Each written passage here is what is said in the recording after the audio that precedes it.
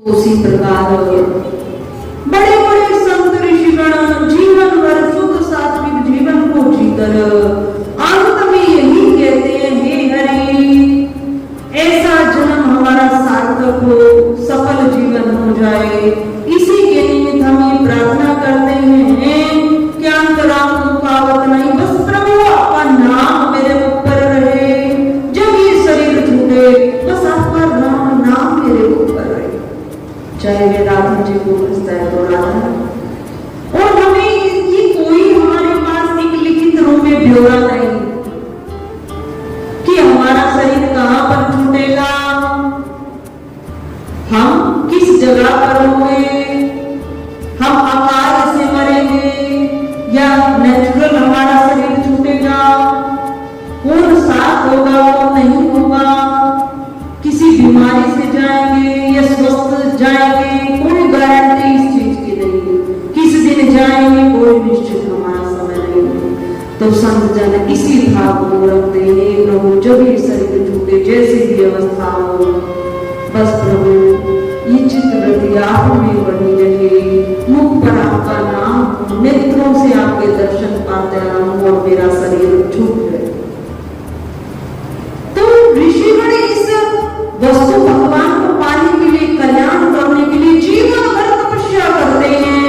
और कंस को भगवान ने वही परम गति प्रदान की, अर्थात उसको भगवान ने अपना ही एक मोक्ष रूप प्रदान किया, कल्याण उसका किया। 4 प्रकार की मुक्तियों में से एक प्रकार की मुक्ति मोक्ष कंस को मिला। और कंस भी भले ही जब से राजा बना, अधर्म से राजा बना, अधर्म से राजा बना है, और जब से वो आकाशवाणी हुई है तो कंस के मन में भय कृष्ण का, कृष्ण मेरा काल होगा, कृष्ण मेरा काल होगा।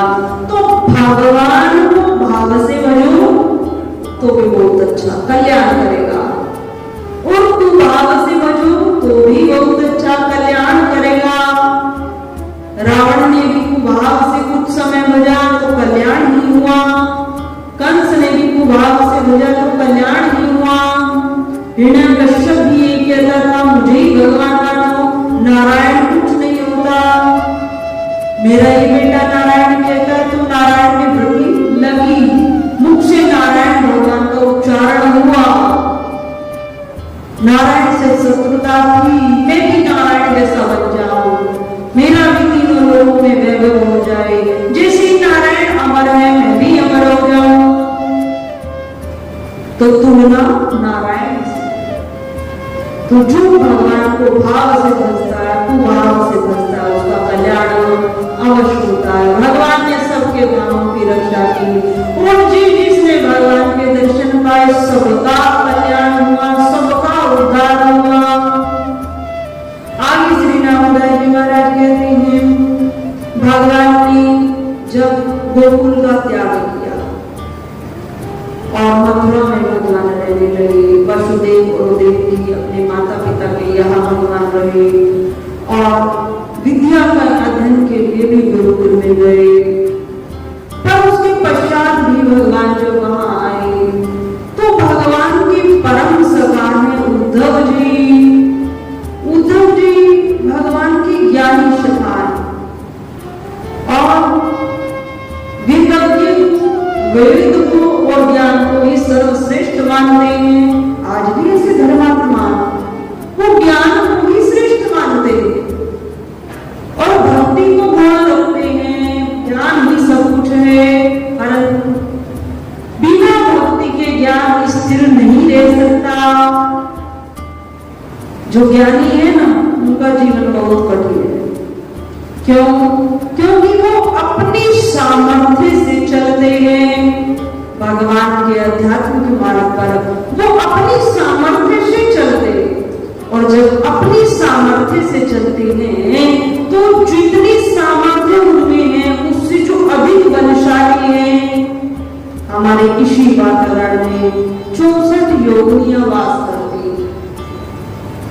64 योगिनी अर्थात हम सब आरती में गाते हैं, 64 योगिनी गावत नृत्य करत भैरव, बाज ताल मृदंग और बाजत डमरू। कोई मौन हो जाता है डमरू। कौन है ये 64 योगिनी गावत नृत्य करत भैरो, जहाँ भगवान का भजन होता है वहां पर 64 योगिनी, समस्त देवी देवतागण और ऋषिगण जो भगवान के लोक में रहते हैं, जिनको सालोक्य मोक्ष प्राप्त है, सिद्ध महापुरुष सालोक्य मोक्ष प्राप्त मुक्त है, भगवान के लोक में वास करते हैं, वही भक्तजन जो पृथ्वी पर भजन साधन करता है और अपनी सामर्थ्य से चलता है, उसकी पग पग पर परीक्षा लेते हैं। उसकी परीक्षा होती जो अपनी सामर्थ्य से चलता, क्योंकि जो उससे ज्यादा बलशाली है, सामर्थ्यवान है, वो उनसे परीक्षा करता है। ये स्मार्ट का प्रतीक है या नहीं? परंतु जो भक्ति का आश्रय लेकर चलता है तो वो अपनी सामर्थ्य को पहले ही पूर्ण कर देता है और भगवान के आश्रय से वह चलता है। तो उसकी परीक्षा अगर होती है तो भगवान बाद में करते हैं, उसको उस श्रेष्ठ योग्य बनाते, तो भगवान उसकी पग पग पर रक्षा करते हैं। जो भगवान के अधीन होकर चलता, जो अपना सर्वस्व भगवान को न्यौछावर करता है, अर्थात कबीरदास जी बहुत सरल शब्दों में इसे कहते हैं, खुद ही खोए और खुदा पाए। खुद ही खोए अर्थात अपने अभिमान को गलाकर जो भगवान को सब कुछ मानकर भगवान के मार्ग पर चलता है, उसे भगवान अवश्य प्राप्त होते हैं और वो सारी परीक्षाओं में उत्तीर्ण हो जाता।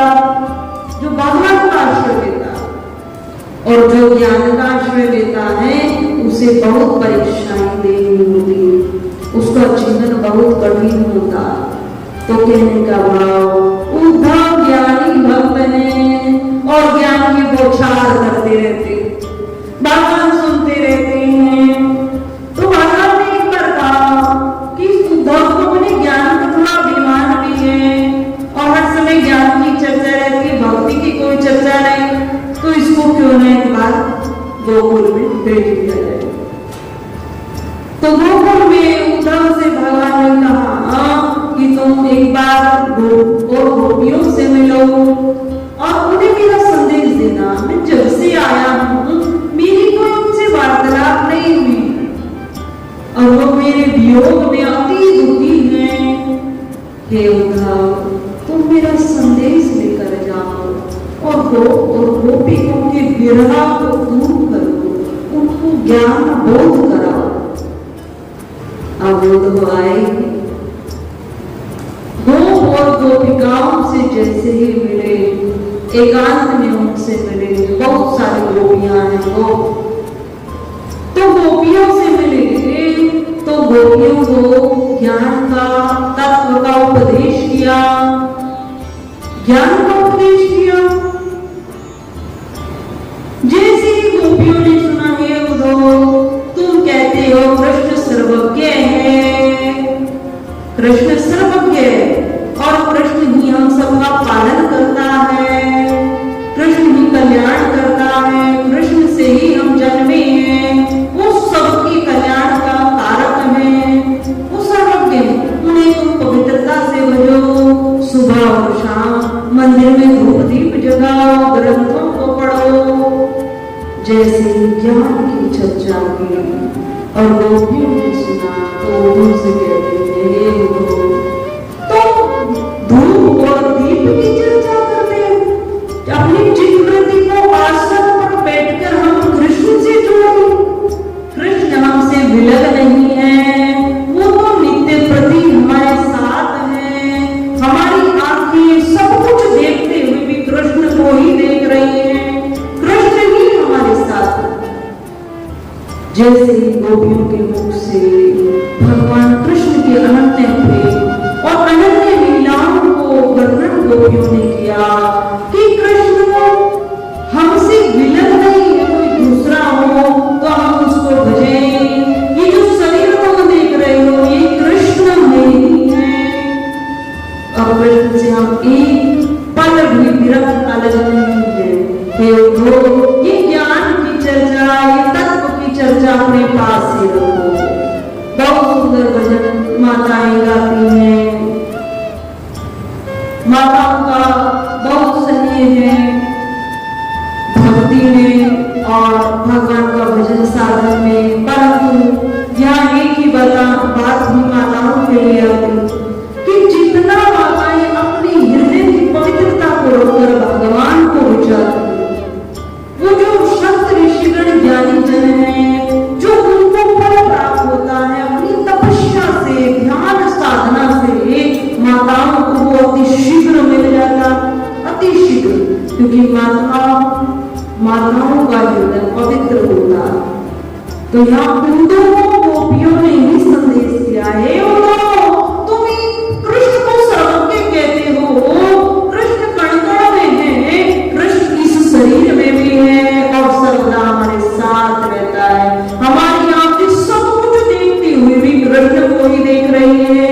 इस प्रकार का जब भाव उन्होंने सुना तो उदय को उस ब्रज की जो रेत थी उसमें ही लोट-पोट हो गए। गोपियों, तुम्हारे जैसा ज्ञान इस ब्रह्मांड में कहाँ होगा? गोपियों ने अपने स्वर में कहा है, यह तो प्रेम की बात है, बंदगी तेरे बस की नहीं, ये तो प्रेम की बात है, बंदगी तेरे बस की नहीं, प्रेम तुझसे नहीं हो सकता क्योंकि तुझे ज्ञान का अभिमान है, तेरे हृदय में ज्ञान का महत्व है, और जिसके हृदय में ज्ञान का महत्व है उसके हृदय में प्रेम का रंग नहीं जा सकता। तुम कहते हो कि जिसकी नजरों में श्याम समाए तो इस जग से न्यारे रहते, जिसकी नजरों में श्याम समाए वो तो रहते जग से न्यारे, जिसकी नजरों में श्याम समाए वो तो रहते जग से न्यारे, जिसकी नजरों मोहन समाए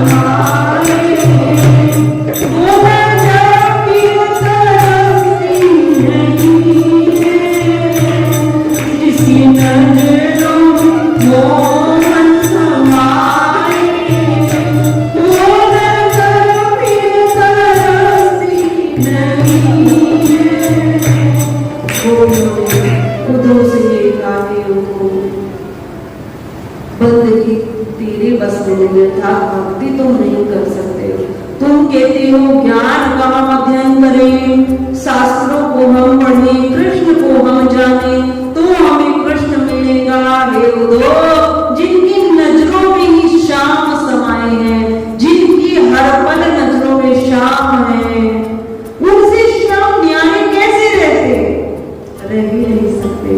बहुत सुंदर संदेश गोपियों ने यहाँ उद्धव को दिया है, और भगवान का भी उद्देश्य यही है कि उद्धव को ज्ञान के साथ साथ भक्ति की भी महत्व, उद्धव को ज्ञान हो भक्ति क्या है। बहुत कथाएं यहाँ आती हैं, एक नहीं अनेकों कथाएं आती। सबसे ऊंची प्रेम सगाई, ये भजन जितनी बार भी गाते हैं भगवान के प्रति प्रेम उतनी बार बढ़ता। सबसे ऊंची प्रेम सगाई, दुर्योधन की मेवा त्यागी, साग विदुर उदर खाए। भगवान ने दुर्योधन की समस्त मेवाओं का त्याग कर विदुर के यहाँ अकेले के छिलकों को पाया। राजसूय युधिष्ठिर की ना तामे झूठ उठाई, राजसूय यज्ञवाल भगवान ने उसमें संतों की झूठी पत्तलों को अपने हाथ से उठाया। भगवान ने संतों की सेवा को किया, क्योंकि सबसे ऊंची प्रेम सगाई। फिर तीसरा उसमें आया है, परम पूज्य श्री साध्वी ब्रह्म ज्योति सरस्वती जी के प्रवचन प्राप्त करने हेतु दिव्य वाणी चैनल को सब्सक्राइब करें, वीडियो को शेयर करें और अपने परिजनों पर अवश्य भेजें।